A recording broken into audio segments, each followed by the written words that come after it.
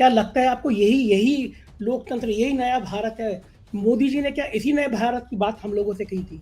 सत्ता में आने के लिए भारतीय जनता पार्टी की जो महत्वाकांक्षा है उसकी कोई सीमा नहीं है। भाजपा को कभी ये डर नहीं लगता कि एक जो छवि होती है आम आदमी के निगाह में, कि एक स्वच्छ छवि होती है, लोकतांत्रिक परंपराओं की छवि होती है, वो छवि टूटती है कहीं? बिहार में तो 40 में 39 सीटें पहले एनडीए के पास थी। क्या लग रहा है आपको वो 39 फिर कवर कर लेंगे? बीजेपी ने कम से कम एक गारंटी कर ली है कि वो अपनी दोबारा सीटें जीत जाए, इतनी लड़े वो दोबारा। लेकिन बीजेपी इस बात की गारंटी नहीं ले सकती कि उनके पार्टनर्स जो हैं वो भी जीत जाए। आपने कभी कल्पना करी थी कि ऐसा व्यक्ति हो सकता है जो इतनी बार इतनी जल्दी पाला बदल सकता है नहीं, राजनीति बिल्कुल में? नहीं। मैं तो इस बार ही नहीं मानता था कि ये नीतीश कुमार जाएंगे। ऐसा लगता है, मुझे लगता है कांग्रेस भी कुछ चीज़ों में चूक करती है। जैसे एक है कांग्रेस के नेता आचार्य प्रमोद कृष्णन, वो पिछले एक साल से मैं देख रहा हूँ वो बीजेपी के लिए बैटिंग कर रहे हैं। लेकिन कांग्रेस पता नहीं उनको निकाल क्यों नहीं रही है। कांग्रेस तो बहुत बड़े पैमाने पर विभिन्न मोर्चों पर बार बार अनिर्णय की शिकार दिखाई पड़ी है। देश में सबसे ज़्यादा सीटें देने वाला राज्य है उत्तर प्रदेश। जो आपने कहा कि कांग्रेस अनिर्णय की स्थिति में है, अखिलेश यादव ने पहले चरण की सीटें डिक्लेयर कर दी। अभी भी कांग्रेस के नेता इस बात की चर्चा कर रहे हैं कि गठबंधन अखिलेश से होगा या मायावती से होगा। कांग्रेस पुनर्विचार कर रही है कि समाजवादी पार्टी के साथ गठजोड़ करे या न करे, वो मायावती के साथ चली जाए। तो आपको क्या लगता है कि कांग्रेस मायावती के साथ जा सकती है उत्तर प्रदेश में? अच्छा अभय जी, अगर कांग्रेस और बसपा एक मोर्चा बन जाता है, ऐसी चर्चा चल रही है, सपा अलग लड़ती है और भाजपा अलग लड़ती है, उस स्थिति में क्या होगा? विपक्ष जानता है कि अगर वो एकता कर लेगा मोदी हार जाएंगे। मोदी जानते हैं अगर उन्हें जीतना है तो विपक्ष को एकता नहीं करने देना। कांग्रेस को सब पता है कि विपक्ष की एकता करने के लिए क्या करना है। क्यों नहीं करती, मैं ये जानना चाहता हूँ, क्यों नहीं करती है? ये इसके लिए सीबीआई को लगाना पड़ेगा। नमस्कार, मैं हूं संजय शर्मा। आप देख रहे हैं 4 PM न्यूज़ नेटवर्क। क्षमा चाहता हूं, तबीयत ठीक नहीं चल रही है, आजकल गला खराब है, तो आपको मेरी इस बेसुरी आवाज़ से आज ये वीडियो सुनना पड़ेगा। बात करेंगे आज हम उत्तर प्रदेश के कुछ खास बिंदुओं की। प्रोफेसर अभय दुबे से बात करेंगे, आप सब जानते हैं उनको। देश के जाने-माने पत्रकार हैं, तमाम बड़े टीवी चैनल पे आप उनको देखते रहते हैं। सीएनडीएस जैसी बड़ी संस्था से सालों से जुड़े रहे हैं। कई बेहतरीन किताबें लिखी हैं, राजनीति का, पत्रकारिता का बहुत ज़्यादा अनुभव है। तो आज उन्होंने कुछ बहुत खास बातें कही हैं। यूपी के लिए गणित समझाया और बताया है उन्होंने कि एक नहीं 4 मंदिरों में मोदी जी आके प्राण प्रतिष्ठा कर लें, लेकिन अगर थोड़ा-सा फ़ॉर्मूला लग जाता है तो उत्तर प्रदेश ही मोदी जी को सत्ता से दूर कर सकता है। बात करेंगे कि बिहार में गठबंधन तो बन गया, नीतीश ही पलट के आ तो गए बीजेपी में। लेकिन क्या इससे नीतीश को फ़ायदा हुआ? या फिर जो 40 में से 39 सीटें एनडीए जीत गया था, क्या वो 39 सीटें जीत पाने की स्थिति में है या इंडिया गठबंधन को फ़ायदा होगा? 2-4 सीटें नीतीश की कम हो सकती हैं। बंगाल में दीदी ने क्यों हालत खराब कर रखी है बीजेपी की और दक्षिण में क्या हो रहा है? तमाम बिंदुओं पे हम अभय दुबे जी से बात करेंगे, देश के मौजूदा हालात पे बात करने की कोशिश करेंगे और ये समझने की कोशिश करेंगे कि भारतीय जनता पार्टी चुनी हुई सरकारों को क्यों गिराती है और इससे भारतीय जनमानस पे क्या असर पड़ता है। तो मैं सीधे लेके चलता हूँ आपको अभय दुबे जी के पास, बातचीत करता हूँ और आपसे रिक्वेस्ट करता हूँ, चैनल को जॉइन कीजिएगा, सब्सक्राइब करिएगा। चलते हैं अभय जी के पास। स्वागत है अभय जी आपका 4 PM न्यूज़ नेटवर्क में। जी। ऑपरेशन लोटस एक ये नाम आजकल फिर टीवी चैनलों पर चलने लगा है। जी। झारखंड में इसकी कोशिशें हुई। कितना शर्मनाक है, मैंने कल लिखा था कि एक प्रतीक उसमें लिखा था कि गिद्ध आ जाए इसलिए चिड़िया अपने बच्चों को बचाती है। ऐसी हालत में विधायक नज़र आते हैं कि वो रात में भागते हैं कि कहीं गुजरात से कुछ नोट भर के बैग लेके लोग आ रहे होंगे, उनको पकड़ के ले जाएँगे। एयरपोर्ट पे होते हैं, फ्लाइट नहीं उड़ पाती और रात भर डर में बीतती है। ये लोकतंत्र का ये नज़ारा दिल्ली में बैठी राष्ट्रपति भी देख रही होती हैं, सुप्रीम कोर्ट के चीफ जस्टिस भी देख रहे होते हैं कि ये इस भारत के लोकतंत्र में ये हो क्या रहा है, लेकिन कोई बोलता नहीं है। क्या अब हम इस स्टेज पर आ गए हैं कि लोकतंत्र की ऐसे ही हत्या होती रहेगी और कोई कुछ बोलेगा नहीं? क्या लगता है आपको यही यही लोकतंत्र, यही नया भारत है? मोदी जी ने क्या इसी नए भारत की बात हम लोगों से कही थी? देखिए, लोकतंत्र बुनियादी तौर पर दो तरह का होता है। अगर मोटे तौर पर बनाए तो उसकी दो श्रेणियां होती हैं। एक लोकतंत्र वो होता है जो कागज पत्थर पे लोकतंत्र होता है, यानी उसमें चुनाव हो रहे होते हैं और लोग चुनाव जीतते हैं, उसके हिसाब से सरकार बनती है और साथ में कोशिश ये भी की जाती है कि लोकतंत्र की जो आचार संहिताएं हैं वो भी मेंटेन की जाए। और उसकी क्वालिटी भी मेंटेन की जाए। उसमें समय लगता है, लेकिन कोशिश लगातार जारी रहती है। दूसरा लोकतंत्र वो होता है जो कागज पत्थर पे तो लोकतंत्र होता है, क्योंकि चुनाव हुआ है और चुनाव के बाद सरकार बनी है, इसके अलावा उसमें और कुछ नहीं होता। अब इस वक्त भारतीय लोकतंत्र इसी ढलान के ऊपर लगातार उतर रहा है। भारतीय जनता पार्टी लगातार इस फिराक में रहती है कि कहीं विपक्ष की सरकार किसी भी तरीके से कुछ संकट में फंसे, अपनी गलतियों से संकट में फंसे, या कुछ काल्पनिक गलतियां उसके ऊपर थोपी जाए उसकी वजह से संकट में फंसे, या जांच एजेंसियां उनके नेताओं के पीछे छोड़ दी जाए उसके वजह से संकट में फंसे। जैसे ही सरकार संकट में फंसती है, वैसे ही हमला होता है और फिर उस सरकार को अस्थिर करके भाजपा अपनी सरकार बनाने की वहां पे कोशिश करने लगती है। झारखंड में, मैं मानता हूं कि आप झारखंड के संदर्भ में ये बात कह रहे होंगे, झारखंड में स्थिति अभी ये है कि भारतीय जनता पार्टी का जो ऑपरेशन लोटस का जो पहला हिस्सा था वो नाकाम हो चुका है। यानी पहले हिस्से में तो वो वहां पर चंपई सोरेन की सरकार ही नहीं बनने देना चाहते थे।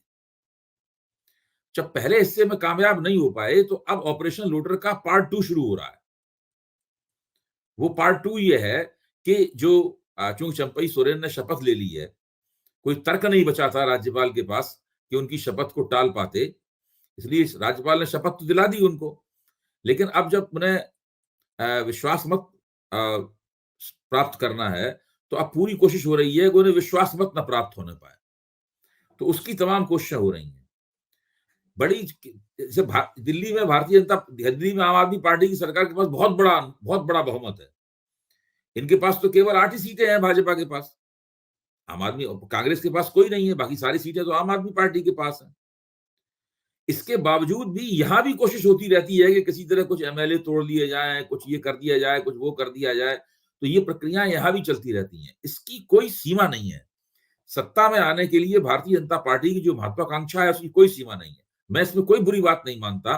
अगर कोई पार्टी सत्ता में आना चाहती, पार्टियां बनाई इसीलिए जाती हैं, लेकिन सत्ता में आने के कुछ संविधान सम्मत, कानून सम्मत, लोकतांत्रिक आचार संबंधित तरीके हैं। और वो तरीका ये है कि भाई आप चुनाव जीत जाइए, सत्ता में आ जाइए। अगर किसी को बहुमत नहीं प्राप्त हुआ है, विधानसभा त्रिशंकु है, तो आप एक गठजोड़ बना लीजिए और फिर आ जाइए सत्ता में। ऐसे ही सरकारें, देश में बहुत सी सरकारें इस तरह की हैं, केंद्र में इस तरह की सरकार रही। लेकिन भारतीय जनता पार्टी इन सबसे अलग, उसने एक नया नियम बनाया है भारतीय जनता पार्टी ने कि हम अगर हमें बहुमत नहीं प्राप्त होगा, हम बहुमत से काफी दूर होंगे, तो हम जो सरकार है उसके, वो अगर कभी संकटग्रस्त होती है या संकटग्रस्त कर दी जाती है, तब हम उसमें से एक चोर दरवाजा निकालेंगे और उस चोर दरवाजे के जरिए सत्ता में आ जाएंगे। लेकिन भाजपा को कभी ये डर नहीं लगता कि एक जो छवि होती है आम आदमी के निगाह में, कि एक स्वच्छ छवि होती है, लोकतांत्रिक परंपराओं की छवि होती है, वो छवि टूटती है कहीं? लगता नहीं है कि बीजेपी के नेताओं को, कि एक आम मतदाता को लगता होगा कि ये तो बिल्कुल लूट हो रही है, किसी की सरकार को गिरा दो, पैसे के दम पे गिरा दो, ईडी के दम पे गिरा दो, अपनी बना लो। ये लोकतंत्र, ये डेमोक्रेसी तो नहीं होती है ना। लोगों को लगता तो होगा कभी ना कभी। नहीं, भाजपा को उसमें नुकसान भी होता है संजय जी। जैसे कि कर्नाटक में आप देखिए, कर्नाटक में जो सरकार बनी थी, वो एक सरकार तोड़ के बनाई गई थी, तो उसका भाजपा को नुकसान हुआ। भाजपा की छवि जो है उसमें गड़बड़ा गई। कई बार भाजपा को नुकसान भी होता है। कई बार विपक्ष की कमजोरी के कारण भाजपा अपने इस नुकसान को ज्यादा हावी नहीं होने देती, नुकसान को न्यूनतम कर लेती है। असल में देखिए, अक्सर कहता रहा हूं कि भारतीय जनता पार्टी एक ऐसे जमाने में उसने अपना राजनीतिक शिखर प्राप्त किया है, ऐसे जमाने में उसने अपना प्रभुत्व स्थापित किया है, जब विपक्ष जो है वो कमजोर है, बिखरा हुआ है। विपक्ष भाजपा के तमाम जो हथकंडे हैं, उनका उसी शैली में उत्तर नहीं दे पाता, और उसकी शक्तियां बिखरी हुई हैं। इसकी वजह से भारतीय जनता पार्टी बहुत से गलत काम करने के बावजूद भी अपने खिलाफ एंटी इनकम्बेंसी प्रबल होने से रोक देती है। ये बात आपकी सही है कि जनता के समझदार हिस्सों के अंदर इस बात को लेकर काफी ग्लानि पैदा होती है कि भाई ये क्या हो रहा है लोकतंत्र में। लोकतंत्र सरेआम बेचा जा रहा है, सरेआम खरीदा जा रहा है, सरेआम कानून का वेपनाइजेशन किया जा रहा है, कानून को एक राजनीतिक हथियार के तौर पर इस्तेमाल करके बहुमत लूटा जा रहा है, या जो विपक्ष के नेता हैं उनकी साख गिराई जा रही है। लेकिन इन सब चीजों का विरोध करने के लिए और भाजपा को राजनीतिक नुकसान पहुंचाने के लिए जिस व्यापक राजनीतिक गोलबंदी की जरूरत है वो गोलबंदी नहीं हो पाती। महाराष्ट्र में आप हम लेके चलेंगे अभय जी, महाराष्ट्र में जो हालात बन रहे हैं, जी। बहुत इसी तरह ऑपरेशन लोटस करके तोड़-फोड़ की गई थी, विधायक आसाम भेजे गए थे। लेकिन आपको क्या लगता है महाराष्ट्र की जो तस्वीर सामने आ रही है उसमें क्या बीजेपी फ़ायदे में रहेगी? नहीं, महाराष्ट्र में तो भारतीय जनता पार्टी ने अपना नुकसान न्यूनतम करने की कोशिश की है। उसके लिए उसने 2 पार्टियां तोड़ दी। उसने पहले शिवसेना तोड़ दी और उसके बाद में अब उसने एनसीपी, उसके बाद एनसीपी तोड़ दी उसने। भारतीय जनता पार्टी का मानना ये है कि इसके जरिए हम कुछ जो हमारा नुकसान हुआ है उसको हम कम से कम कर सकते हैं। अभी तक तो वहां से मिलने वाली खबरें यही बताती हैं कि जो महाविकास अघाड़ी है, यानी भाजपा विरोधी संगठनों का जो मोर्चा है, वो मोर्चा महायुति यानी भाजपा के नेतृत्व में जो सरकार चल रही है, एकनाथ शिंदे की सरकार चल रही है, उसके मुकाबले उसका पलड़ा भारी है। पिछले दिनों सी वोटर का जो सर्वे हुआ था, उसमें साफ था कि वहां पर महाविकास अघाड़ी का पलड़ा महायुति के मुकाबले भारी है। इसी तरह बिहार में भी महागठबंधन का पलड़ा एनडीए के मुकाबले भारी बताया गया था, लेकिन अब नीतीश कुमार को उन्होंने अपनी ओर खींच लिया है। तो अब उसके बाद अब दोबारा अगर सर्वे होगा तो शायद उसमें एनडीए का पलड़ा सर्वे में भारी बताया जाएगा। तो मेरा मानना यह है कि ये दोनों महागठबंधन और महाविकास अघाड़ी, ये दोनों इंडिया गठबंधन बनने से पहले के बने हुए मोर्चे हैं और इनकी वजह से भाजपा को लगता था कि उसका हाथ कमजोर हो गया है इन दोनों राज्यों में। इस बीच में उसने बहुत सारा रणनीतिक प्रबंधन करने की कोशिश की और उसमें वो काफी कामयाब भी हुई। जैसे कि नीतीश कुमार जब उसके भाजपा में चले गए, भाजपा के साथ चले गए, तो मैं मानता हूं कि ये भाजपा के रणनीतिक प्रबंधन करने का जो प्रयास हुआ, उसका उसमें सफलता प्राप्त हुई। दोनों पार्टियों को वहां तोड़ा, वो भी एक रणनीतिक प्रबंधन था। लेकिन अभी भी महाराष्ट्र में उन्हें पूरी तरह वो वैसी कामयाबी नहीं मिली है जैसी कामयाबी बिहार में मिलती दिखाई देती है। देखिए, बिहार में तो 40 में 39 सीटें पहले एनडीए के पास थी। क्या लग रहा है आपको वो 39 फिर कवर कर लेंगे? क्योंकि जो नीतीश के प्रति नाराज़गी है लोगों में, बार-बार उनको पलटू राम रट गया है लोगों को। क्या लग रहा है कि 39 पूरी कर पाएँगे? क्योंकि लालू यादव के तेजस्वी के प्रति सहानुभूति है। कांग्रेस की वहाँ पे न्याय यात्रा का इफ़ेक्ट है, राहुल गांधी का इफ़ेक्ट है। तो क्या लग रहा है आपको कि वो 39 रिकवर कर लेंगे या फिर कुछ सीटें कम मुझे क्या आएँगी? लगता है कि बिहार में जब लोकसभा चुनाव होगा, तो जो जिस तरह से एनडीए का स्वरूप अभी बना है नीतीश कुमार के जाने के बाद में, उसमें हो सकता है कि भारतीय जनता पार्टी अपनी जितनी सीटें लड़े, मतलब 15 सीटें लड़ती है, 16 लड़ती है, 16 ज्यादा लड़ भी नहीं पाएगी क्योंकि दूसरी पार्टियों को भी सीटें देनी है। तो हो सकता है कि भारतीय जनता पार्टी अपनी सीटें दोबारा जीत जाए। लेकिन इसका सबसे बड़ा नुकसान लोकसभा में नीतीश कुमार को हो सकता है। नीतीश कुमार एक सीट को छोड़ के बाकी सीटें जीत गए थे पिछली बार, 16 सीटें जीत गए थे और एलजेपी ने, लोक जनशक्ति पार्टी ने बाकी अपनी पूरी 6 सीटें जीत ली थी। तो मुझे लगता है कि यहां पर नीतीश कुमार लोकसभा चुनाव में नुकसान में रह सकते हैं, उनकी सीटें काफी कम हो सकती हैं। दूसरी तरफ लोक जनशक्ति पार्टी भी बटी हुई है, वो पशुपति पारस गुट में और चिराग पासवान गुट में बटी हुई है। उनको जो सीटें मिलेंगी वहां भी उनको नुकसान हो सकता है। तो बीजेपी ने कम से कम एक गारंटी कर ली है कि वो अपनी दोबारा सीटें जीत जाए, इतनी लड़े वो दोबारा। लेकिन बीजेपी इस बात की गारंटी नहीं ले सकती कि उनके पार्टनर्स जो हैं वो भी जीत जाए। इन हालातों में तो कहीं न कहीं कांग्रेस और तेजस्वी इनको फ़ायदा होगा, कुछ 2-3 सीटें बढ़ती हुई नज़र जाहिर है कि आएँगी। ये लोग नहीं जीतेंगे तो उनको फायदा होगा वहां पर, निश्चित रूप हुँ। से। अच्छा और बात ये जो एनडीए को बड़ा नुकसान होगा, वो कुल मिलाकर नरेंद्र मोदी की जो केंद्र में सरकार बनेगी, उसमें दिक्कतें पैदा करेगा। हाँ, जितनी सीटें ज़्यादा होंगी तो वो जी। और इंडिया गठबंधन उसका दूसरा असर ये होगा कि जैसे ही लोकसभा का चुनाव खत्म होगा, विधानसभा चुनाव की पेशबंदी शुरू हो जाएगी, क्योंकि विधानसभा चुनाव का सिलसिला भाई मई में लोकसभा चुनाव खत्म होगा। जून, जुलाई, अगस्त में विधानसभा चुनाव के लिए राजनीति हो अपने अपनी ऊंचाइयों पे होगी। उस वक्त फिर नीतीश कुमार, चूंकि लोकसभा में उनका प्रदर्शन खराब होगा, इसलिए भाजपा कहेगी हम आपको कम सीटें देंगे, आप में विनेबिलिटी नहीं है। फिर इन लोगों में झगड़ा होगा और फिर नीतीश कुमार को पाला बदलना पड़ेगा। अभी प्रशांत किशोर ने भविष्यवाणी करी दी है। प्रशांत किशोर ने पहले ही भविष्यवाणी की थी कि ये जाने वाले हैं भाजपा के साथ। भाजपा के साथ ही चले गए। अब उन्होंने दोबारा भविष्यवाणी की है कि अब ये लोकसभा चुनाव के बाद फिर ये वापस आएंगे महागठबंधन की तरफ। और फिर क्या महागठबंधन रख लेगा फिर से दोबारा, लगता है आपको? ये तो राजनीतिक जरूरत है, उसके हिसाब से तय होता है, ये रखना भी नहीं अच्छा। चाहिए। अबे जी अभी आप देखिए भाजपा के अंदर भी बड़ा संतोष है, भाजपा के अंदर असंतोष है, एलजेपी का जो चिराग पासवान गुट है वो असंतुष्ट है, जितेंद्र राम मांझी असंतुष्ट हैं, उपेंद्र कुशवाहा असंतुष्ट हैं। ये सब लोग कोई नीतीश के वापस आने से खुश थोड़ी ना है कोई। अच्छा, आपने कभी भाजपा के अंदर भी बेचैनियां हैं। कभी आपने कल्पना ये करी थी कि ये आप ये फैसला तो केंद्र ने, ये फैसला तो आला कमान ने बिहार भाजपा पे थोपा है ना। आपने कभी कल्पना करी थी कि ऐसा व्यक्ति हो सकता है जो इतनी बार इतनी जल्दी पाला बदल सकता है नहीं, राजनीति बिल्कुल में? नहीं। मैं तो इस बार ही नहीं मानता था कि ये नीतीश कुमार जाएंगे। मैं मानता था कि ये इतनी दूरी चल चुके हैं। मैंने इन्हें समझने में भूल की, मैं स्वीकार करता हूं। मुझे स्वीकार करने में कोई संकोच नहीं है कि मैंने समझने में भूल की। और अभी अभी तक नीतीश कुमार एक भी ऐसा पक्का सिक्काबंद कारण नहीं बता पाए हैं जिसके तहत हम समझ लें कि भाई इस कारण से ये इन्होंने इंडिया गठबंधन छोड़ा। कोई कारण नहीं है। अच्छा, कुछ चीज़ें ऐसा लगता है, मुझे लगता है कांग्रेस भी कुछ चीज़ों में चूक करती है। जैसे एक है कांग्रेस के नेता आचार्य प्रमोद कृष्णन, वो पिछले 1 साल से मैं देख रहा हूँ वो बीजेपी के लिए बैटिंग कर रहे हैं। लेकिन कांग्रेस पता नहीं उनको निकाल क्यों नहीं रही है। कल वो मोदी जी के संग उन्होंने फ़ोटो ट्वीट की, आज लिखा कि मोदी के अंदर देवत्व है। जैसे ही उन्होंने मुझसे हाथ मिलाया मुझे लगा कि देवत्व का भाव पैदा हुआ। अब वो टीवी चैनल वाले तो जो गोदी मीडिया है, वो तो लिखते हैं कि कांग्रेस के नेता का बयान कि मोदी जी के अंदर देवत्व है।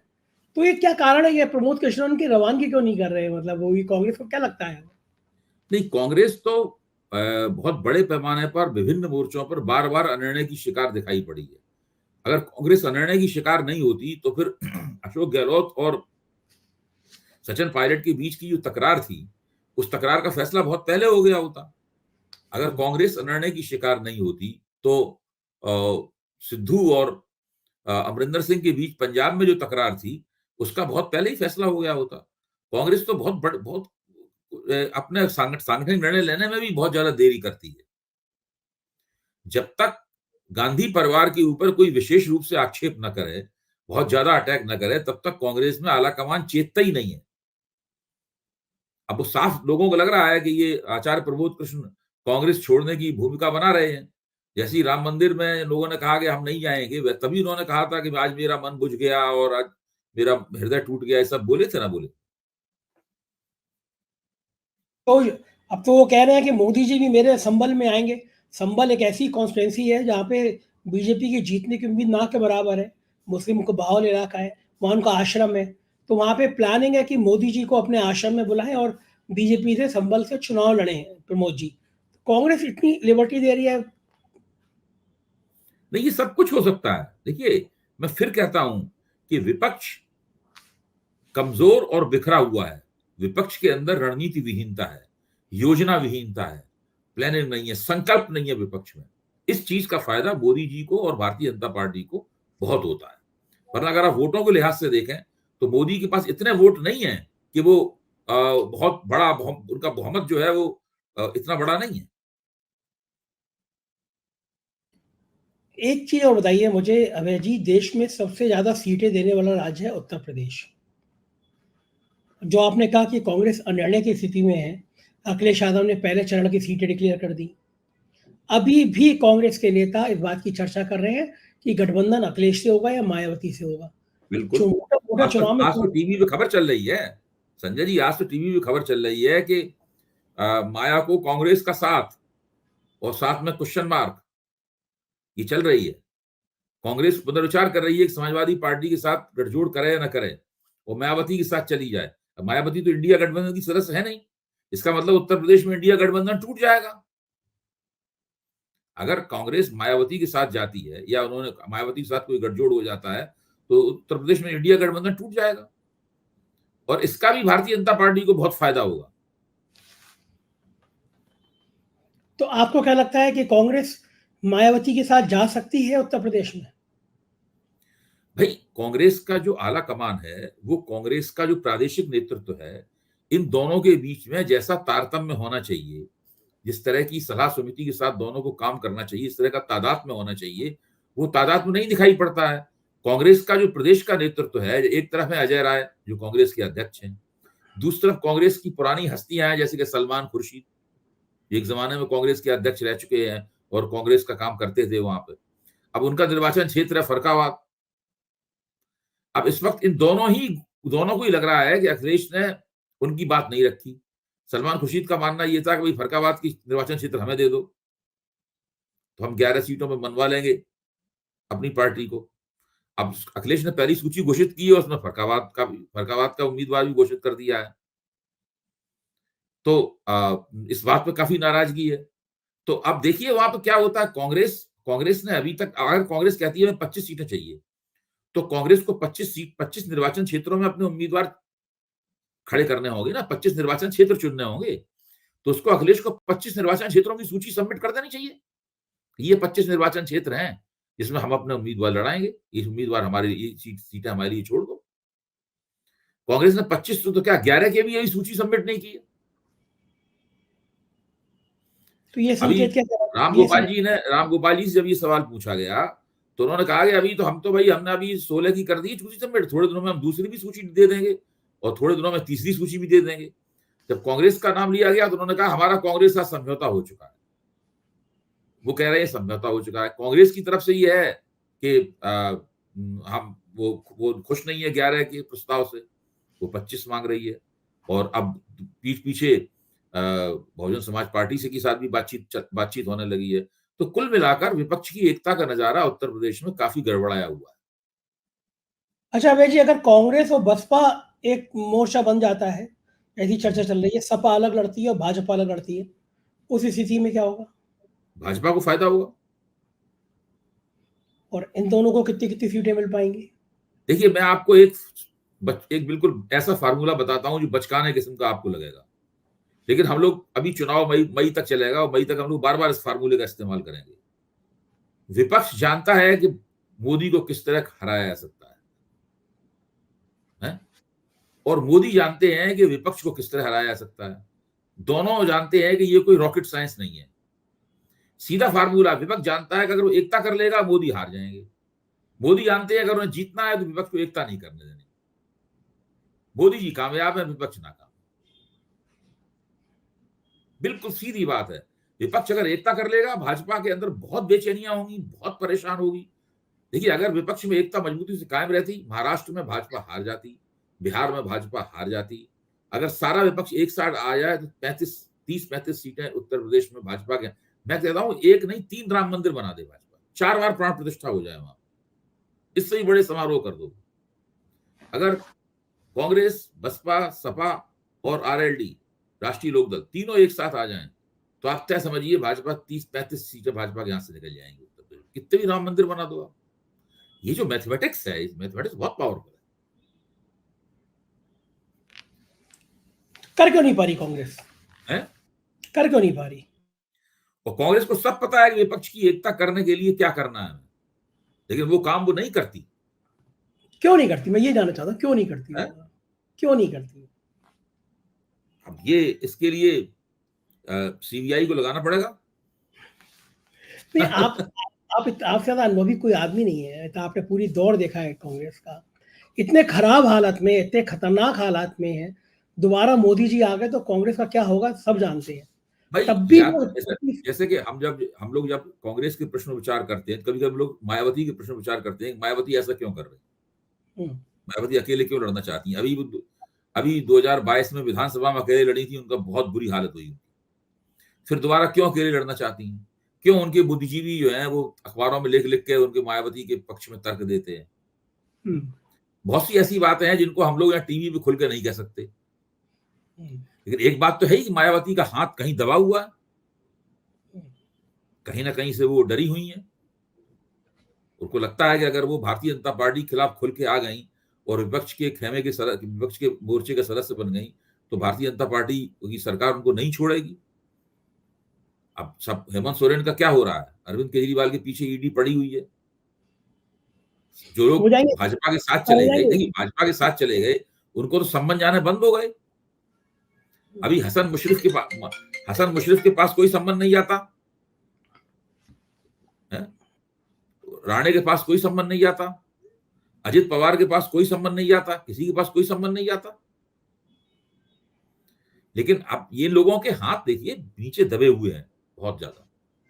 इसकी क्या लग रहा वजह है से आपको इन लोगों को बहुत इन लोगों अरविंद को केज लगता है कि बहुत नुकसान हो जाएगा इनका। अरविंद केजरीवाल गिरफ्तार हो जाएंगे? पूरी कोशिश तो यही है मेरे ख्याल से। अगर अरविंद केजरीवाल को निश्चित रूप से ये खबर है, देखिए ईडी के अंदर ईडी क्या चाहती है इसकी खबर नेताओं को लग जाती है, अंदर से ही लीक होती है। ईडी में पुलिस वाले ही काम करते हैं। ईडी में कौन है? पुलिस। पुलिस से लेके ईडी में लोग लगाए जाते हैं। तो वहां से खबर लीक हो जाती है कि इस बार अगर आए तो आज ही बैठा लिया जाएगा, घर नहीं वापस जा पाओगे। लेकिन नहीं जाओगे तो हेमंत सोरेन की तरह पुलिस घर पे आ जाएगी, ईडी घर पे आ जाएगी। नहीं नहीं, हेमंत सोरेन वो आएगी तब देखा जाएगा उसका। ईडी को उसके लिए पहलकदमी लेनी पड़ेगी। ईडी को स्पेशल विशेष कोशिश करनी पड़ती है। कोई नेता चाहता नहीं कि हम सचिन डक की तरह हों, हम बैठे हों और हमें वो जो शिकारी जो है वो उड़ा दे हमें निशाना बांध के। तो ये तो तुम डाल डाल हम पात पात वाली हालत है। बिल्कुल ठीक बात है। और हाउस में तो आज खड़गे भी बहुत नाराज थे। बड़ा तीखा वहां पर बोलते नहीं, इतने गुस्से में आते नहीं। आज खड़गे, आपने सुना होगा, खड़गे जी बहुत नाराज थे, गुस्से में थे आज खड़गे। देखिए वो नाराजगी व्यक्त जरूर कर रहे हैं।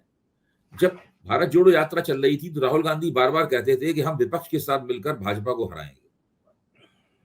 कांग्रेस ने ऐसा कोई काम नहीं किया जो राहुल गांधी ने जो कसौटी बनाई थी उस पर कांग्रेस खरी उतरती। कांग्रेस ने सारे निर्णय लेने में, उनके सारे समर्थक भी कहते हैं सारे निर्णय लेने में देर की, कुछ निर्णय तो आज तक नहीं लिए आ पाए।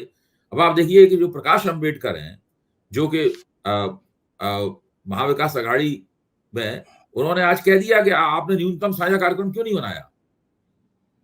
सही बात है। ममता बनर्जी, अच्छा आप ये बात बताइए कि मैं कितने बार तो आप 4 PM के मंच पे कह चुका हूं, कितने बार मैं संदीप चौधरी के प्रोग्राम में कह चुका हूं, कितने बार मैं धीरज वाजपेयी के प्रोग्राम में कह चुका हूं, कितने बार मैं ये बात कह चुका हूं कि भाई न्यूनतम साझा कार्यक्रम आप क्यों नहीं बनाते। जब तक आप कोई पार्टी बनाते हैं कुछ कार्यक्रम तो बनाते हैं उसका, भाई 2 पन्नों पे कुछ लिखते तो हैं, ये हमारा उद्देश्य है, ये हमारा लक्ष्य है, ये दूरगामी लक्ष्य है, ये अल्पकालीन लक्ष्य है, ये लोग हमारे समर्थक हैं, हम ऐसा करेंगे, सत्ता में आएंगे तो ऐसा करेंगे।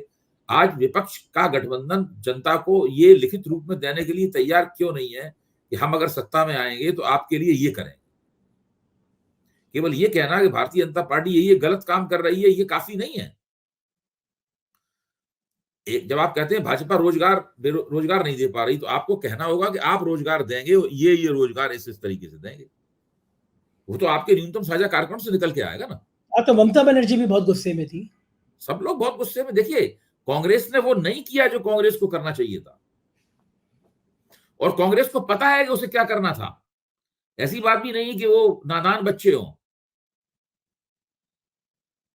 सबसे बड़ी बात तो यही है कि पता है आपको, तब भी नहीं कर पा रहे हैं आप। हाँ, एक युवा सेफोलॉजिस्ट ने इस बात को कहा, उन्होंने भी आश्चर्य व्यक्त किया, बड़े अच्छे तरीके से उन्होंने कहा कि कांग्रेस